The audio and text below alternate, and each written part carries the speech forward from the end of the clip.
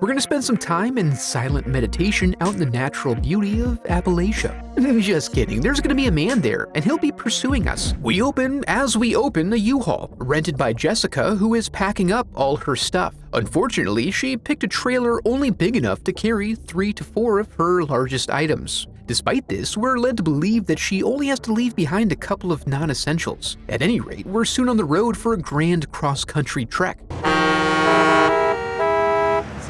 If she stops spacing out. Now we're montaging our way across the beautiful varied terrain of the American Northeast. After a while, she finds her first obstacle, as a leery first-time mountain driver takes it real slow on these switchbacks. She pulls right up their butt, but they're scared, and oncoming traffic and her trailer make passing a sketchy proposition. Still, when she gets the chance, she makes the attempt, but also makes the mistake of giving a challenging stare to the other driver. A lesson we learned a few weeks back, pre-copy strike, and he gives it a little gas to make sure she's committed to this move. She is, and wins a game of chicken with a tanker, and gets a new friend out of it as he shows his respect for the game by tooting and flashing as a means of saying hello, until she finds an exit to pull off and put him safely in front of her. When she stops to fuel up, Jessica calls her dad to let him know she went ahead and hit the road early, despite a prior commitment she had to him. The goal was to get some miles behind her and avoid any drama with her mother, but their conversation is cut short when she gets distracted by a drive-by, potentially from her new friend. She arrives at the motel and skips a call from her mom so she can skim through a photo album of her recently dead husband and embrace her sorrow. She then goes to sleep while staring out the window. The next morning she wakes up and prepares to do it all again. However, she's stopped momentarily by a fellow traveler, who awkwardly gives her the old ta-da!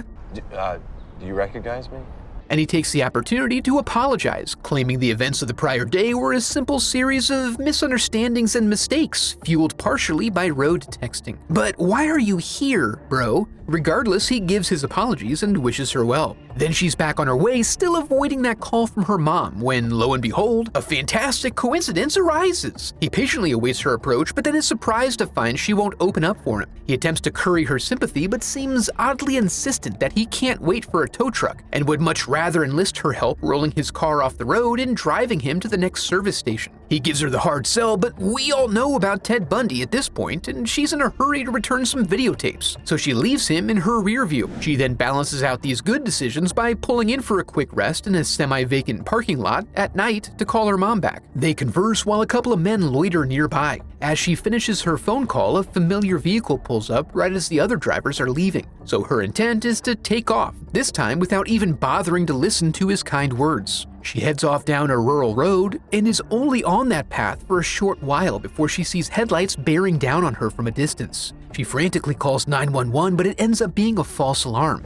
But then, after another little bit, she begins to lose control of her vehicle and struggles to pull it safely off the side of the road. She gets out and discovers this to be the work of a flat tire on the trailer with a suspicious slash to the sidewall. Then a fresh pair of headlights approach. Jessica tries to disengage the trailer quickly and get back in her car, but the man approaches bearing a tire iron and, without hesitation, strips away any pretext of courtesy. After a brief struggle, he's able to inject her with a substance that ensures a more convenient transport from this point on. Jessica wakes up sometime later in a stone-walled room, completely naked from the ankles down. She explores her surroundings but doesn't have access to much information, other than that the man appears to enjoy gardening in his spare time, and also that he is impervious to her begging. After nightfall, he finally comes to check on her. She attempts to ascertain his motives, starting with the assumption that he's looking for money, but then is disturbed by him asking her to remove her clothing. She tries to convince him that she has to use the bathroom first, which he pretends to allow as a fake-out because he's a master manipulator. Once on the ground, he pulls up to be the big spoon like a true creepster, and they watch some home videos off her tablet. As he attempts to learn more about her boo, we find out that his recent death was a result of suicide. He keeps pressing for information, forcing her to relive the trauma, which at least has the positive outcome of causing him to leave her to her grief for the remainder of the evening. She wakes up in the morning to the sound of a vehicle starting up and driving off, so she immediately sets to the task of trying to escape. She works frantically to release a protruding nail from a post, and then uses it to employ an old trick we first observed in the movie Torso. She's then able to unlock the door from the inside and venture upstairs. Here she's forced to slip into a front closet as he returns home for lunch. She watches him, tight-lipped, as he goes about his daily business, meticulous in how he prepares his cheese. He then has a perfectly normal conversation with his wife, making it sound like he is supposed to be on a business trip, and we even learn that he has a daughter.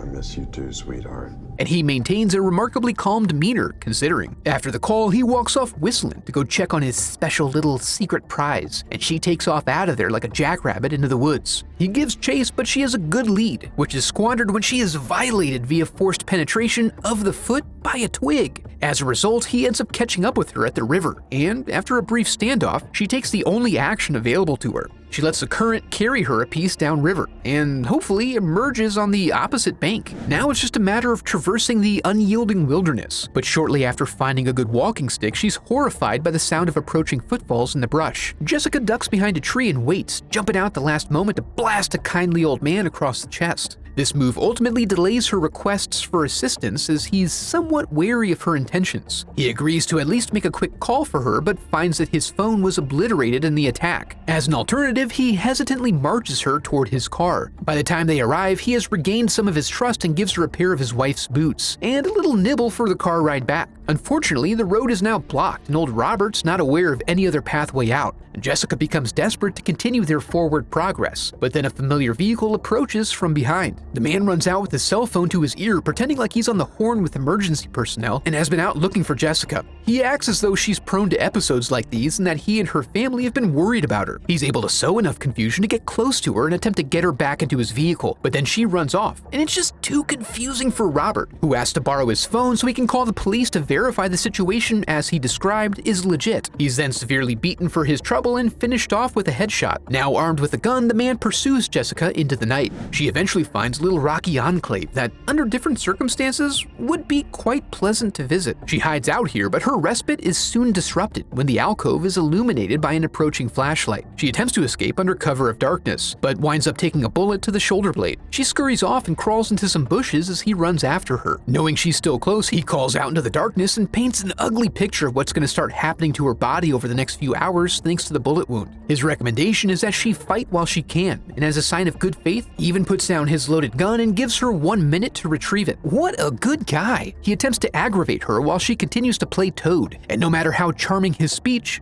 I'm gonna get you, you delicious fucking bitch! She holds steady and declines to play his game. He eventually moves on, giving her a chance to stretch out a bit and let the rain wash away her blues. The next morning, she wakes up stiff but refreshed and continues to wander among the tall pines and climb the mossy stones of redemption until she hears the distant rumble of an engine. Upon approach, she witnesses her pursuer parking along the woodland road to dispose of the prior day's hunt in a previously prepared shallow grave. As he tends to this ages-old ritual, she circles around to try to snag his ride. After very carefully entering the vehicle, she attempts to find the keys, but is only able to acquire his phone. Since she has somewhat committed herself at this point, she has little choice but to duck into the back as he returns to the vehicle. She keeps quiet enough, and once there's a sufficient amount of road noise, she calls 911. Unfortunately, it's not quite noisy enough for her to be able to speak loudly enough for them to hear her, and then he realizes his phone is missing. She waits about as long as she can stand and then jumps out to start whapping him with a tire iron. To his credit, he takes quite a beating, and it's not until she turns his old pig sticker against him that he ends up losing control and overturning the vehicle. Jessica crawls out first and lays on the ground, staring up at the sky through the trees. Then, when a helicopter flies by, she gets up and takes off into the woods as he pursues her. Jessica soon finds herself in a clearing where she has the bright idea to whip out your boy's phone and call his wife. Absolutely cold-blooded. She even puts her on speakerphone, identifying herself and explaining the situation. So if she happens to go missing, everyone now knows the deal. Then she tosses him back his phone and he goes dark behind the eyes. Now it's time to engage in the final showdown in an area where it is, unfortunately, very muddy, and Jessica only gets the chance to use a little bit of her Krav Maga skills. She otherwise gets by on pure luck, eventually finding herself with the opportunity to stare into his eyes as lights begin to dim. Then she finds herself spiritually renewed in the gentle breeze of the helicopter rotors, and also via the catharsis that comes from achieving a righteous kill against a serial killer. If that wasn't too much for you, be sure to check out this video next. Now that we're here, I want to congratulate you for making it to the end of the video and affirm that you are a very special person because of it. And if you enjoyed the video, I would love for you to become a part of the channel by subscribing. Thanks for watching.